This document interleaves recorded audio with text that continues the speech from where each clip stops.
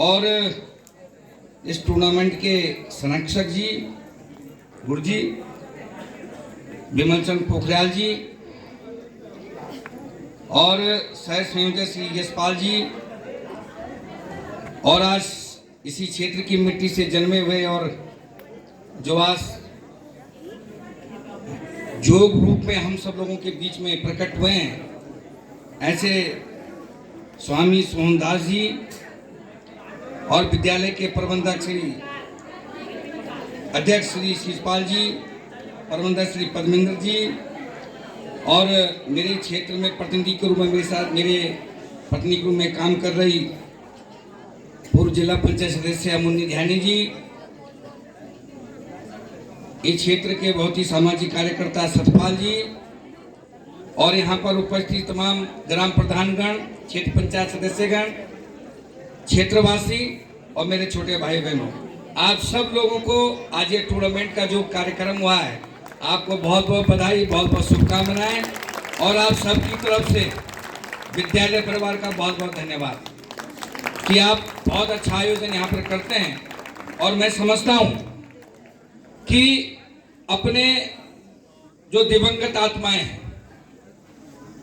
और जिनके असीम कृपा हम लोगों पर है, उनको याद करने का ये बहुत अच्छा सशक्त माध्यम है।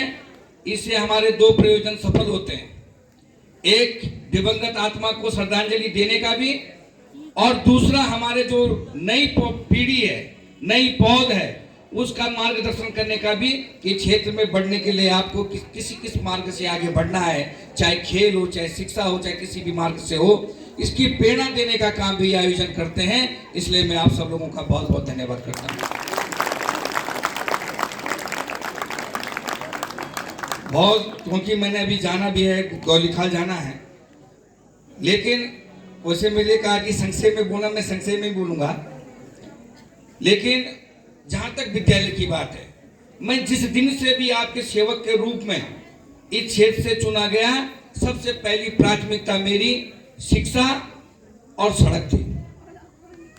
मैंने एक नारा दिया था कि मैंने सबसे पहले प्राथमिक विद्यालयों को अपनी टारगेट किया और मैंने एक दिया था कि चटाई मुक्त विधानसभा को करना। तो चटाई मुक्त, क्योंकि हमारी प्राथमिक विद्यालय में जब बच्चे पढ़ते थे तो सबके सब जमीन में बैठ के पढ़ते थे।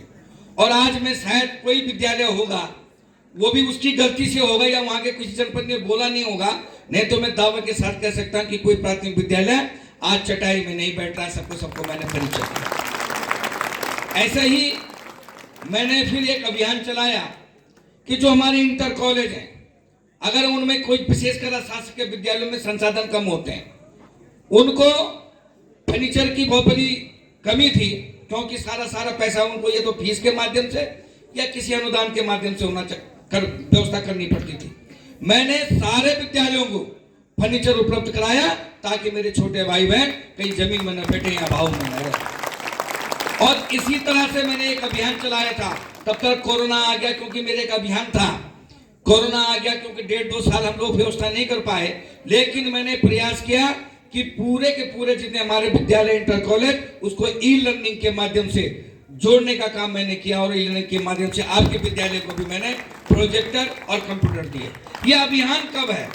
देखिए, अगर हम सब लोग अगर पहाड़ में रह रहे हैं तो पहाड़ जैसी कठिनाई हमारे पास है, और ये कठिनाई हम सिर्फ इसलिए भुगत रहे हैं कि हम लोग चाहते हैं कि हमारे बच्चों का भविष्य अच्छा हो, और उन बच्चों के लिए हम मेहनत मजदूरी भी करते हैं, नौकरी भी करते हैं, सारे प्रयास करते हैं किस तरह से अपने बच्चों का भविष्य सुरक्षित हो। इसलिए हमने प्रयास किया कि विद्यालयों को प्राथमिकता के आधार पर हम सब लोग काम करेंगे। और आज भी मेरा प्रयास है कि विद्यालयों को किस तरह से हम अच्छी सुविधाएं दे पाए। और यहीं से मैं तो, आप लोग तो सौभाग्य कि मंगेश घिल्डियाल जैसा IAS हमारे लिए आइडियल है कि यहीं से पढ़ा हुआ व्यक्ति आज हमारा IAS के रूप में, यही नहीं PMO में भी बहुत अच्छा नाम कमाया।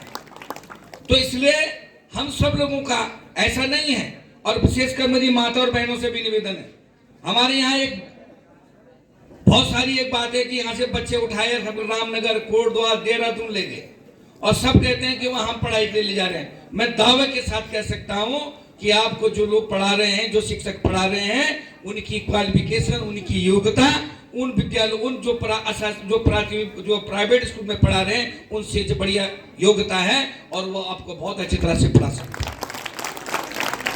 तो केवल आपका सहयोग चाहिए और आपका थोड़ा चेतन होना भी चाहिए, आपको कुछ जागरूक भी होना है।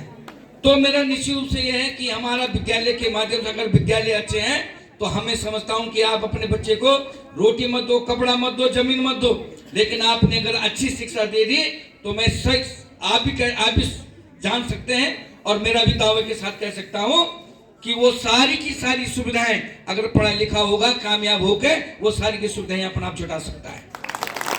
तो इसलिए हम सब लोगों का पहला ध्येय विद्यालयों को सशक्त बनाना, अच्छा बनाना और इसको भव्य बनाने का काम शासन का है।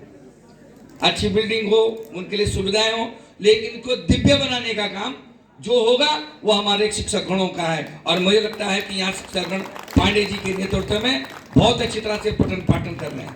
तो इसलिए अभी कृष्ण जी ने मैंने अभी ये जो हमारे पीटीए शिक्षक हैं उनके बारे में कहा, 2016 वालों को भी हमारे पौड़ीगढ़ वालों को अल्प वेतन जो था मानदेय जो नहीं मिल रहा था, ये सब लोग मेरे पास आए, मैंने प्रयास किया और आज हमको खुशी हो रही है कि 16 तक के लोगों को जो हमारे बच्चे हैं उनको मिलने लग गया। अभी हमारा एक छोटा भाई है सुनील, उसे मैं पत्रकार कहता हूँ, लेकिन सुनील भाई मेरे पास बार बार कहता है, मैंने निवेदन किया था कि भाई इनको यहाँ पे सेवा के लिए यहाँ पे पढ़ाने का, और बहुत मेहनती लड़का है। मैं अभी वो मेरे पास लगा, मैं गारंटी कर सकता हूँ कि मैं 19 तक के बच्चों का व्यवस्था कराऊंगा कि किसी तरह से उनको अल्प मानदेय मिल सके। अधिक न बोलते हुए मैं इतना ही कह सकता हूँ कि मेरा पहला जो अभियान था चटाई मुक्त करना, उसके बाद आपने फिर मुझे आशीर्वाद दिया तो मेरा एक अभियान चला चढ़ाई मुक्त करना, कि जिस गांव में भी यहाँ सड़क नहीं है वहां सड़क पहुंचाने का काम मैंने किया है।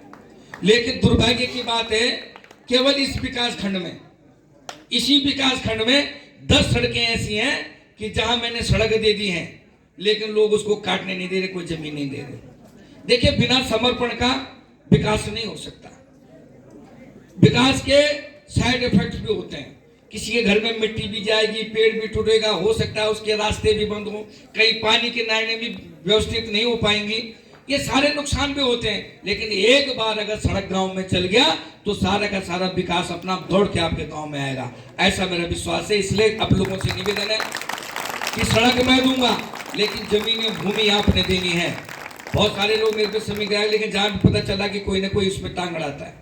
तो ये भावना, ये व्यवस्था, ये चलन है जो हमारे लोगों का, ये बदलना पड़ेगा। आज की तारीख में लोग आसमान पे, अंतरिक्ष में जा रहे हैं और हम सड़क मार्ग से न जाएं तो इससे बड़ा दुर्भाग्य और हमारे लिए क्या हो सकता है। इसलिए आपसे निवेदन है कि व्यवस्था में दूंगा, साधन में जुटाऊंगा, लेकिन भैया ये जमीन आप लोगों ने देनी है। जहां भी जमीन उपलब्ध होगी उसके लिए सड़क देने का काम मैं करूंगा। और लगभग 70-80% गाँव को तो मैं सड़क दे चुका हूँ इस समय। बल्कि मुझे कई जगह बोलते हैं लोग कि आपने भाई ये इतनी सड़कें कहां से लाए। ये सब आप लोगों की कृपा है, क्योंकि मैं बड़ा बन के कभी किसी के पास जाता नहीं हूं। मैं जहां भी जाता हूं फकीर बन के जाता हूं और भिखारी बन के जाता हूं, तो सब लोग हमारी झोली में जरूर हमें दे देते हैं। मेरे सारे मंत्रियों में, मुख्यमंत्री में हमारे यहाँ पे ये देते हैं। अभी मेरा एक प्रयास और है कि इस ब्लॉक में मैं एक मिनी स्टेडियम की स्थापना करने का व्यवस्था कर रहा हूँ। हो सकता है कि 4-5 महीने के अंदर में उसकी घोषणा, उसका काम प्रारंभ, चाहे वो नैनीडांडा में हो। अगर वहां पर अगर ठीक व्यवस्था नहीं हो पाएगी तो किसी और जगह करूंगा, लेकिन एक ब्लॉक में एक अच्छा सा स्टेडियम, मिनी स्टेडियम में बनाने का प्रयास करूंगा। मैं बना भी दूंगा, ये मैं आपको आश्वासन देता हूँ, क्योंकि हमारे बच्चों को खेल के लिए भी एक अच्छा माहौल चाहिए। अभी एक ऑडिटोरियम, क्योंकि हमारे इस पूरे ब्लॉक में ऑडिटोरियम नहीं था, और आज मैं बड़ी खुशी है कि धुमाकोट इंटर कॉलेज वालों ने हमें जमीन उपलब्ध कराई। वो सेंटर में भी है, तहसील के नजदीक भी है। एक ऑडिटोरियम वहां पर निर्माणाधीन है और 1-2 साल में वो बन के तैयार हो जाएगा, आप लोगों को समर्पित हो जाएगा, ऐसा मैं सोचता हूं। ऐसे ही हमारा प्रयास है। मैं अभी आप सब लोगों को आश्वासन देना चाहता हूं कि अभी मेरा तीसरा चरण आप लोगों के आशीर्वाद से पूरा आपने मुझे सेवा का अवसर दिया। तीसरा मेरा यह है कि दवाई युक्त करना। पहले था मेरा चटाई मुक्त करना, फिर चटाई मुक्त करना, अब है मेरा दवाई युक्त करना। हॉस्पिटलों में अच्छी व्यवस्था कैसी हो, उस पर मेरा इस कार्यकाल में विशेष टारगेट है। और मैं प्रसन्नता के साथ, मुझे प्रसन्नता है कि मैं कह सकता हूं कि आज मैंने लगभग जितनी हमारी पीएचसी हैं उनमें हमने डॉक्टर उपलब्ध करा दिए हैं। आज लगभग यहाँ पे 6-7 डॉक्टर तो इस समय हमारे नैनीडांडा में, धुमाकोट में हैं, और एक आज अगर कहीं छूटा होगा तो ये 1-2 महीने के अंदर अंदर हम उस हॉस्पिटलों में भी डॉक्टर देने का काम कर रहे हैं। तो ये सारी व्यवस्थाएं हम करने का प्रयास कर रहे हैं। और क्योंकि विकास तो भूख की तरह है, रात कितना भी खा दो, सुबह लेकर आदमी को भूख लगती है। ऐसे नहीं कि सुबह बोल के नशा में देते नहीं, रोटी नहीं चाहिए, सुबह तो चाहिए। इसलिए विकास भी चलना चाहिए, विकास की भूख भी होनी चाहिए। तो मैं विद्यालय परिवार को आश्वासन देना चाहता हूँ और 5 लाख रुपए मैं आपको अपनी विधायक निधि से देने की घोषणा करता हूँ। जिसके लिए चीज भी आप चाहेंगे उसको करना। और दूसरा भवन है, अगर आपने आपदा में आपका रजिस्ट्रेशन होगा, इन शब्दों का विशेष करके, अगर आपदा में आपका वहां का नामांकन जो होता है रजिस्ट्रेशन नंबर वो होगा, तो मैं आपके लिए ये 4 कमरे जो हमारे आपदा के कारण टूटे हैं उनको भी बना दूंगा। 1 साल के अंदर उनको बनाऊंगा। बस शर्त यह है कि भैया उनका रजिस्ट्रेशन जरूर होना चाहिए। कल मेरे बाबू ने कि बहुत क्लियर बनाएंगे ये रजिस्ट्रेशन, अगर आपदा में आपने कराया होगा तो ये मैं पूरा प्रयास करूंगा, ये हो भी जाएगा। इन्हीं शब्दों के साथ आप सब लोगों का बहुत बहुत धन्यवाद। और बच्चों से मेरे निवेदन है कि जितना परिश्रम आप अब करोगे, अंग्रेजी का साइंस का स्टूडेंट कौन है यहाँ पे? लड़का है कोई पता लड़की में से होगा? अच्छा एक भाई गुरुजी, एक बार बड़ा शिकायत है भाई तुमसे हमारी, यार मेरी समझ में नहीं आया कि लड़कियों ने यहाँ पर सारा का सारा कार्यक्रम के लड़के क्या नहीं है इस विद्यालय में? नहीं, विद्यालय लड़के कहाँ छुपे हुए हैं? इनको इनका कॉन्फिडेंस नहीं जाग रहा है, इनका कॉन्फिडेंस भी जगाओ भाई। ऐसे नहीं तो पता चला कोई बीड़ी पी रहा, कोई भांग पी रहा है। मंच में सिखाओ इनको भी भाई, लड़कियां हमारी बहनें इतनी बच्ची इतनी देखो सब आगे बढ़नी, यही नहीं सारे विद्यालयों में देख रहा हूँ लड़कियां खूब हिस्सा लेती हैं, खूब भागीदारी करती हैं। और ऐसा तो नहीं कि अब प्रधान 50% हो गया, सरकार ने कर दिया तो तब महिलाएं आगे बढ़ रही हैं। भैया लड़कों को भी आगे बढ़ाओ, इनको भी कल्चर सिखाओ भैया, क्योंकि इन्होंने भी जाना है, स्पोर्ट्स में है, कल्चर प्रोग्राम में है, डिबेट में है, वाद विवाद है। और एक सुझाव मैं आपको जरूर दूंगा कि आप क्लासों में चाहे सोशियोलॉजी का हो, इकोनॉमिक्स का हो, या हिस्ट्री का हो, साइंस का हो, एक सब्जेक्ट में महीने 2 महीने में इनके डिबेट जरूर कराया करो। बच्चे जब डिबेट में जाता है उस सब्जेक्ट की तैयारी करता है, तब तैयारी करता है तो उसको बोलकर खड़े होकर अपने एक गैदरिंग कराया करो महीने में एक दिन, एक महीने में एक बार जरूर कराया करो। हर विषय एक महीने में आप सोशियोलॉजी ले ली, एक महीने में हिस्ट्री ले ली, इकोनॉमी ले ली, फिर कभी साइंस ले लिया, और एक सब्जेक्ट पे इनकी डिबेट कराओगे तो आप, मैं समझता हूं कि बच्चे और भी प्रखरता से आगे बढ़ेंगे। ये मेरा सुझाव है, अगर मान जाओगे तो ज्यादा अच्छी बात है। तो और भी मैं कुछ बोल रहा था पर भूल गया। तो मैं सबसे निवेदन नहीं करना चाहता हूँ, हाँ साइंस का बच्चा लड़का कर रहा था, लड़की कौन है लड़कियां पे? लड़का कौन है भाई? कौन लड़का? आइंस्टीन का एक इक्वेशन है, क्या है? प्रकाश का, एनर्जी का, E = mc²। क्या मतलब हुआ उसका? E का मतलब क्या हुआ? और m का 80 का स्पीड, ठीक है। लेकिन E = mc² का मैं एक दूसरा बात बताऊंगा आपको, क्योंकि मैं साइंस का स्टूडेंट हूं। अगर मैं पढ़ा लिखा होता तो बेटा कहीं नौकरी चाकरी करता, ये नेता नहीं बनता, ठीक है।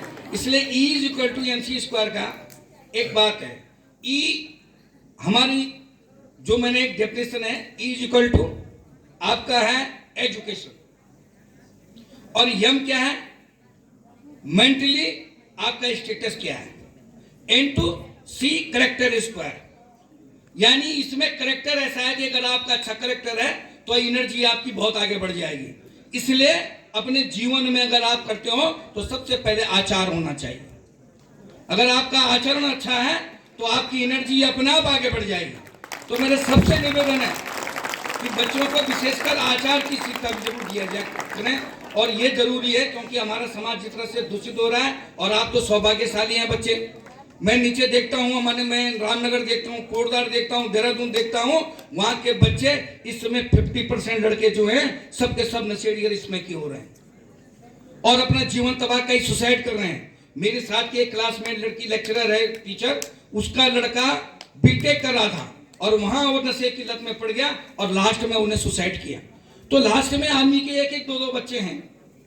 तो मैं समझता हूं कि आप इसका थोड़ा आचार का भी इन पे ध्यान दे कि मॉनिटरिंग करें, और बच्चों को देखने का काम माता पिता का ज्यादा है, उनकी मॉनिटरिंग की। ये तो 4-5 ही घंटा देंगे, लेकिन आपका बच्चा किसके साथ घूम रहा है, कहाँ बैठ रहा है, उसका क्या आचार है, चलना फिरना कितना है, टोकना चाहिए। इन्हें कि अगर बगल में झगड़ा कर दिया तो माँ लौड़ते बड़े खड़े हुए चल गया कि मैं लौड़ झगड़े क्यों का झगड़ा। आप समझ लो, आपको पता नहीं होना चाहिए कि डाकू सुल्ताना ने जब फांसी लग रही थी डाकू सुल्ताना को, तो उसने अपनी माँ का कान काट दिया था। क्यों काट दिया था? कि जब उसने कहा कि पूछा कि फांसी से पहले तेरी अंतिम इच्छा क्या है, उसने कहा मेरी माँ से मिलना है। उसकी माँ को बुलाया तो उसने जोर से अपनी माँ का कान काट दिया। तो सबने पूछा तेने अपनी माँ का कान क्यों काट दिया? उसने कहा अगर जिस दिन मैंने पहली चोरी किया था, अगर उस दिन मेरी माँ डांट देती तो आज मुझे फांसी के फंदे पे नहीं झूलना पड़ता। यह है कि माँ अगर हमें डांटने लग जाए, क्योंकि ताड़न बहुत जरूरी है, लेकिन 16 साल 17 साल के बाद जब 18 इंटर का हो जाता है, उसके पास तो उसके साथ दोस्त की भावना भी रहना चाहिए। ऐसा नहीं, मैं ये समझता हूं कि अगर माँ ने पिता ने अगर ध्यान दे दिया बच्चों पे, तो उसका बच्चा कभी भी नाकामयाब नहीं हो सकता, वर्ष में कामयाब की बुलंदी छुएगा, ऐसा मेरा विश्वास है। पुनः आप सब लोगों को बहुत बहुत शुभकामनाएं।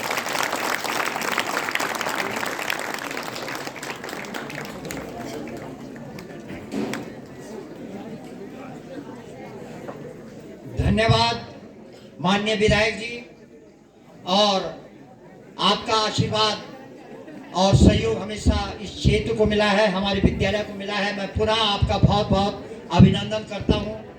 और